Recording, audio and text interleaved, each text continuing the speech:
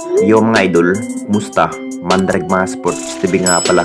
Ating pag-usapan, Barangay Nibra, Troy Rosario, gustong kunin ng Barangay Nibra at Jimmy Malonzo. May good news, pero bago nung nga yan, kung bago pa lang sa aking channel, huwag mong kalimutan mag-subscribe at i-click ang notification bell para like kang updated sa tinitid sa upload pa natin. Pero ating talakayin, una natin pag-usapan. So ilang bilang na nga dahil magbabalik na rin ang panibagong Governors Cup dito sa ating liga.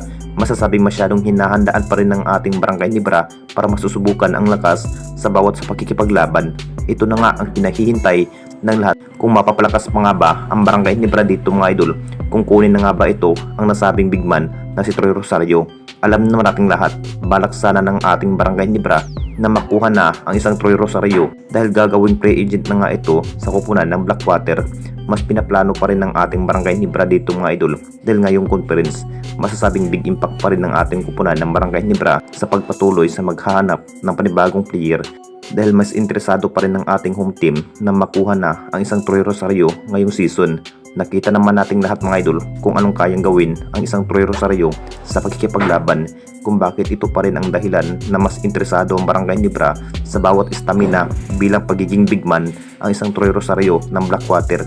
Decision pa rin ni Troy Rosario mga idol kung pipiliin pa nga ba ang kupunan ng Barangay Nibra dahil mas nag-o-offer pa rin ang Barangay Nibra dito sa big time offer para kay Troy Rosario. Kung maglalaro pa nga ba ito sa kupunan ng Barangay Nibra, masasabing masusubukan na rin ang bawat lakas ang isang Troy Rosario kung mapupunta na sa kupunan ng Barangay Nibra.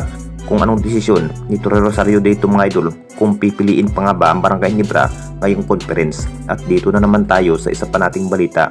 Jimmy Malonzo, may good news. Alam na nating lahat mga idol, hindi pa rin nakapag-ensayo ang nasabing player na si Jimmy Malonzo dahil sa guto injury. Masasabing kinakailangan pa rin ng ating Barangay Nibra na mas magagandang performance sa bawat player, na mas kulang na kulang pa rin ang bawat lineup ng ating Barangay Nibra kapag walang Jimmy Malonzo ang magiging forward.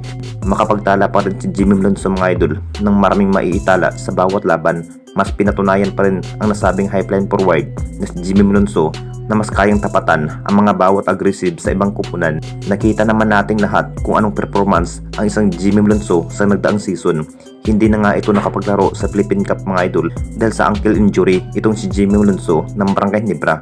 Nakapagdesisyon na rin ang isang Jimmy Malonzo mga idol na babalik muli para mas matibay ang kupunan ng Barangay Nibra sa bawat laban.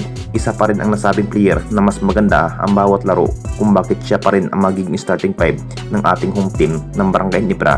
May good news pa rin ang isang Jimmy Malonzo na makapaglaro muli sa kupunan ng Barangay Nibra dahil nare-recover na rin ang kanyang go-to injury matapos sa Philippine Cup. Anong masasabi ninyo mga idol tungkol sa ating video?